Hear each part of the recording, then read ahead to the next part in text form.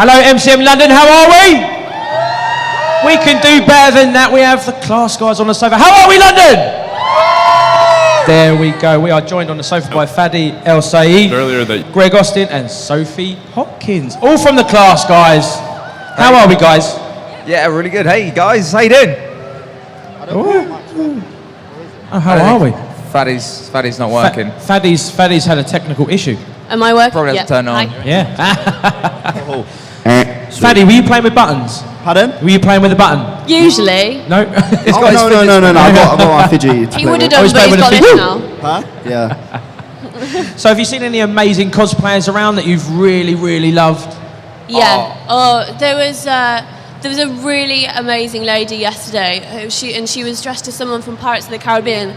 What's the one with all the shells and barnacles, kind of all over it, and it's got like squid face. Oh. Yeah, I remember. Yeah, that was amazing. Yeah. We've had some really. I've seen a really obscure one. Well, it's not that obscure, but anyone watch H3 Productions? No. It's a kind of obscure one on YouTube, and I've seen someone walking around doing the Vape Nation character, and I was like, "Yes, dude, you get it. I want to be your friend." Fadi, anyone?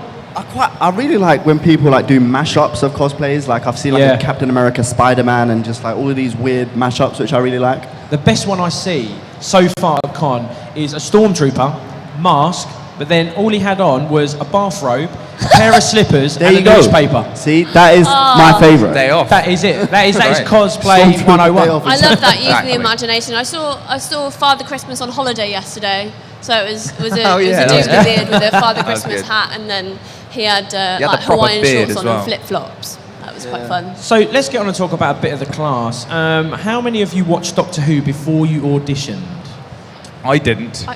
I did. You're the only one I've been watching it since 2005. Really? So on and off, throughout since its proper 2005 remake. Yeah. Fadi?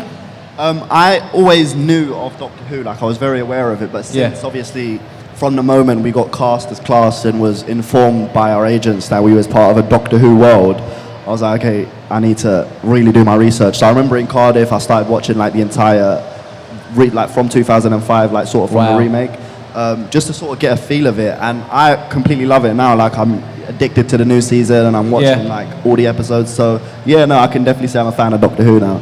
So sorry, no, go on, Sophie, I was going to say, especially now that we know Pearl and obviously Peter's our best friend.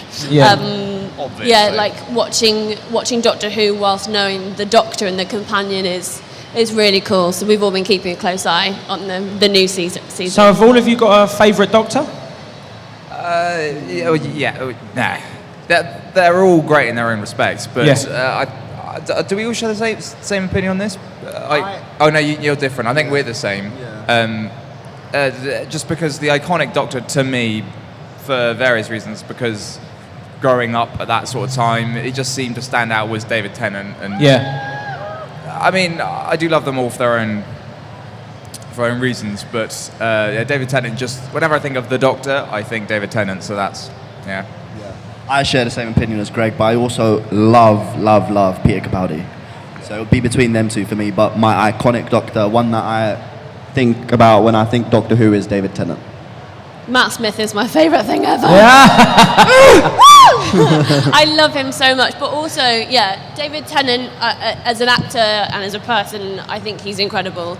And if I met him, I would fangirl so hard. But Matt Smith is my Doctor. Definitely. So, there's so many villains, isn't there, in the Doctor Who universe? Have you got one particular you're like, well, you're scary. You are really scary. Yeah, the silence for me. I've said that. Is that the one with the kids and the mask? What's that? Who are they? What are their names? The ones with the masks and they take the kids. I don't know what they're called. This doesn't help. The silence for me just always really creeps me out. The whole concept around it really freaks me out. I love something that really freaks me. Yeah. Apart from all the obvious other ones like Weeping Angels and stuff, but the silence for me. What about you, Fadi? I actually really was freaked out by the Knock Knock episode of the new season. Oh yeah. I thought the monster in that, the sort of the tree, that really, really creeped me out for some reason. And I really felt like it was a really emotional episode. So I was like really into that episode for like a lot of reasons, which I really enjoyed. Yeah. So you were obviously very excited when you landed your roles and you got involved.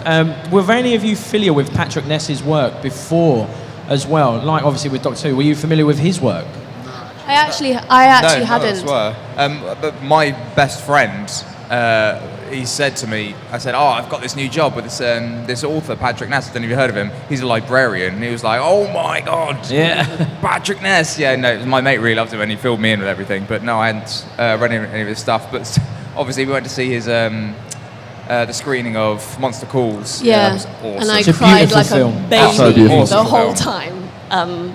But it was amazing, and obviously since doing class, we've followed Patrick's work very closely, and you know his endeavours as they continue on in the launch of his. You went to the launch of his new book? Yeah, I did. And before I'd met Patrick, I didn't even know there was this young adult thing that existed. And I feel like he's really made me appreciate it. And that style of writing and just storytelling, I feel like really connects with me because of the sort of age that is aimed at. Yeah. And I didn't know that existed. And I appreciate it so much. Cool. So obviously the class, I spoke to Greg and Faddy and they were talking about the US getting it, basically, the class. So how excited were you when that first episode was aired over in the US? Oh, it was really cool. Very excited. And the hype that BBC America created with the show, I'd like, hands up to them, they're fantastic. Yeah, they did fantastically. So they created hype amongst kind of the young adult audience, but also amongst us, because it was like reliving the launch of the show again. Yeah. So thank you to them. It was very cool feeling. So what reception did you guys get from the US fans over social media? Did you get a lot of love? Oh, completely say positive. through Twitter. It's been amazing, especially with like BBC America have been live tweeting at the same time. Yeah. And like every Sunday morning, I'd like check the Class DW hashtag and see what people have to say about the show. And they're just so engaged, and like the memes and GIFs or GIFs, I still don't know. GIFs. Those GIFs. Oh, gee. I say GIF. Yeah. Is it wrong? So yeah, just to see the way they interact and like the stuff that they say, they really get into it. They really get into the characters, and they have these amazing opinions, and it's just gone down really well in America. So. Oh, I did see a lot on Twitter. And the reviews as well, like Entertainment Weekly, like just giving us really great reviews, and even just that within itself is just amazing. I heard episode 6, Detained, got a sweet 5 stars Yeah, from got Entertainment Weekly. Yeah. And that's Very nice. Entertainment Weekly, so it was like, Yeah. it's really cool. Oh, it's only good from there. It's only good from I know. there. So, if you could swap characters about on the show, what other character would you be? Miss Quill. Charlie. Why would you be them characters? Well, I'd be Miss Quill because obviously she's just the best. She is terrifying. She's, and that's owed a lot to Catherine, obviously. But yeah, Miss Quill. What? I wouldn't say a swear word. A bad. She's a baddie. Baddie. She's Bad great. mofo. She's sassy. Sassy. Yeah, I'd love her part. What a cracking part. I had a massive, like Ram has a massive crush on her. Yeah. Yeah, no. You her costumes, have a massive that's me not and funny. Ram, because I remember we got given these books at the beginning of the filming, and we had to like write our names and just make it sort of our own. I remember writing like I have a big crush on Miss Quill. Oh, you wrote that In in the book. the notebooks. Yeah. So in all the classroom scenes, we actually have proper notebooks in front of us. So and we're copying from a textbook. So a lot of us did that, and then a lot of us defaced the books, didn't we? Yeah. Passed around notes to each other. Yeah. I would be the Arn. Yeah? Yeah, What's if that? the Arn didn't get squished and The taken out creature of inside Miss Quill's head, Miss I Quill's think head. it's a creature inside Miss Quill's head that essentially controls her. But I would switch it up a little bit and make her do silly things. So- Make her give more people sass. So, your characters, what qualities do you love about your characters? Let's start with you, Sophie. I love the variety of April's character. Her arc is a fantastic one to play. So obviously how kind of creative and genuine she is, and very selfless, but also as as the effect of Korokainis affects her more and more, how again, the word you were going to say, bad she gets, and with all the sword fighting and how she controls that, and obviously it's an evil monster that's affecting her, but how she comes into her own is... Fadi? For me, I love how, I've mentioned before, sort of Ram's sensitivity compared to like your everyday sort of like cocky guy. I really liked exploring sort of his emotional side and being able to, because I mean I can relate to that myself, and just sort of, it was just good to be able to show a different side to like an alpha male character, someone that does cry, someone that is emotional, who has heartbreak, who suffers from loss and trauma and all of these things. And I feel like my character especially suffered from a lot of trauma from the beginning, and to be able to see how that affected him in detail. Like I feel like when you take a loss, especially in TV shows, sort of like the character just moves on. Yeah. And I feel like with all of our characters, no one was just able to move on straight away. Like my character took what happened from the first episode up until the finale, and it still affected him. So I loved exploring that sort of emotional depth of Ram. Wow. Greg? Oh, for Charlie, I've always wanted to play a character that wasn't as good as he seemed, necessarily, as obviously good as he seemed. I still think he's a very, he's a righteous, good character, but the fact that he's not, his morals are debatable, questionable, that they're not just fitting in with with the norm. So it brings up the discussion, and it made me really think about what I thought was right, what I thought was wrong, and it challenged a lot of what other people think was right and wrong, and what should be done. And to be able to deal with that and bring that to life was really cool. I really love pushing the boundaries with that sort of stuff, so that was good. Nice. So, who's the biggest prankster on set? Or who was the biggest prankster on set? That's either Jordan or Fadi, right? Yeah? Probably. What was the best prank? Naughty little schoolboys. It wasn't really a prank. I've actually got a video of it. But I remember in episode 6, there was times when me and Jordan wasn't on screen, but we'd have to still read in for the other actors. Yeah. And like me and Jordan it was just so funny, because there was a time during like the end of filming episode 6, everyone just sort of lost the plot and was just like laughing, and it just got a bit weird. And me and Jordan were just like, there's a video of us really trying to like feed in the other actors' lines whilst trying our best not to laugh. Totally putting us off on purpose, he means. Not on purpose, but just moments like that I'll just never forget. Like there are moments where we were just laughing our heads off, and just can't stop the laughter. That's just the best feeling ever. It is really. So obviously, with, like you just said, you're laughing continuously. Do you feel you've all bonded since you've recorded? You've all kept in touch with each other? Yeah, for sure. We've got a WhatsApp group. So it's Greg, Fadi, Vivian, Jordan, and Patrick.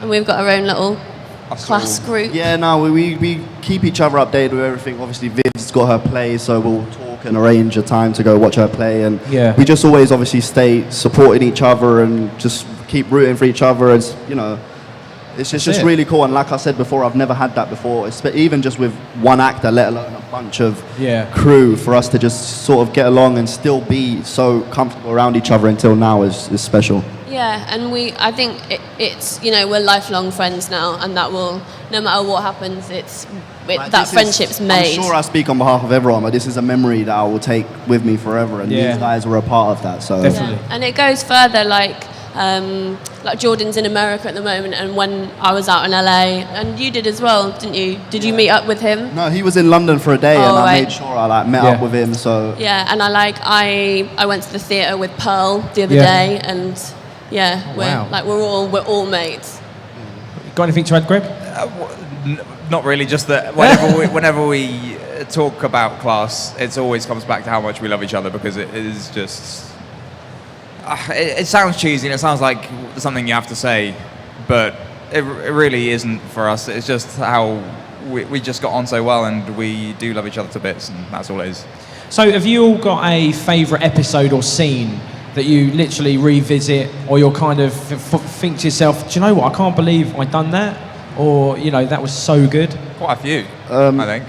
Yeah, no, I mean, for me, my most, I always think back to the moment when I kind of hit the Shadowkin, when I sort of saved April from the Shadowkin, and then the Doctor, Episode 1. Yeah, episode 1, and then I sort of faint because obviously all the blood loss, and then the Doctor catches me. Yeah. That for me is just Were you a little bit Yeah. were you a little bit of course never I was. let I go? knew that was just such a moment, and just to even be in a frame with the Doctor was just really special. So that moment when Peter Capaldi gave me a big hug was special for me. Soph? There's two moments from episode 4 and 5. Episode 4, when just before I create the tear to go through to the Shadowkin world, and I'm having a huge standoff with April's dad, I should say.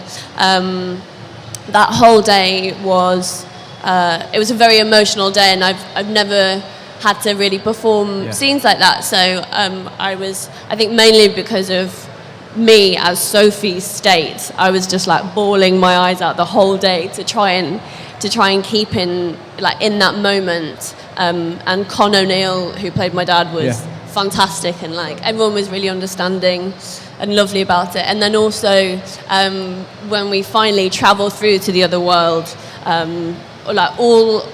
don't want to be the guy that's I did my own stunts, but I did my own stunts. Doing all the sword training and actually doing the battle with stunt Corachinus was so cool. And we're there in this quarry in the Brecon Beacons, and it literally looks otherworldly, and there's pyrotechnics and fire and smoke everywhere. And I think just because it was so epic, that's my moment. Wicked. Greg? It goes back to the emotional thing. I've never had to do a scene on screen with me crying, and I kind of knew that was going to have to happen at some point in the series. And I was like, all right, okay, I've got to try and actually learn how to cry on cue. Yeah. And there are a few scenes throughout the series that happened, but it all culminated with the last scene in episode 8. The big, I won't spoil it for anyone that hasn't watched it or whatever, but the whole week was really emotional. We're filming chronologically. Last scene, it was the last day. It was the bit where I really have to bawl my eyes out. And I wasn't sure I could do it, honestly. I was kind of going into it terrified that I wouldn't be able to pull this scene, because it needed a lot of gravity and it needed to mean a lot to Charlie, my character. But it came together. I just put some music in and I did the scene. Jordan really helped that day as well. Jordan really helped me. He was when I was trying to get into this emotional state, this panicked, horrible state, he was there the whole time. He was in my ear going, why are you doing this? What to my character? As his character to my character, why are you doing this? Don't do this. Stop, please stop. And it was helping me work myself up, and I was getting more and more worked up. I didn't know that. He really helped. And coming away from that, I came away and I went, I can rest happy now that I know that I can do that. Yeah. So that was a big moment for me. Progression. Very good. To be quite fair, I've got one more question. Is there any movement on season 2 at all? Has anyone approached you? I know it's been aired in the US. It's looking promising. I remember speaking to you guys, and you were saying maybe it all depends on how it's received over there. Has anything, for the fans, has anything been said? Not just even maybe. It's BBC America have been really good, and they love it, and they are very enthusiastic about another series. But we just don't know. We're still waiting. But hold out hope. Keep everything crossed, because definitely. We would love a second series, and BBC America have been very passionate and, like you said, fantastically enthusiastic about it. And it seems to have landed really well in America, and we've got an amazing fandom here and out there as well. So there's a lot of people who want it. So I hope it happens. Hopefully. Hopefully. So That's it, guys. Thank you very much for joining me on the sofa. So Fadi El Sayed, Greg Austin, and Sophie Hopkins. A round of applause. Thank you very much. Thank you guys. Thank you for having us. No problem. Don't be strangers. Come back on our sofa again, guys. Anytime. Thank you very much for watching. Remember to like, subscribe, comment, press that notifications bell so you don't miss out on anything, guys. All over on the NYM Buzz YouTube channel. Thank you very much for joining us. The guys from class. Woo! Thank you, guys.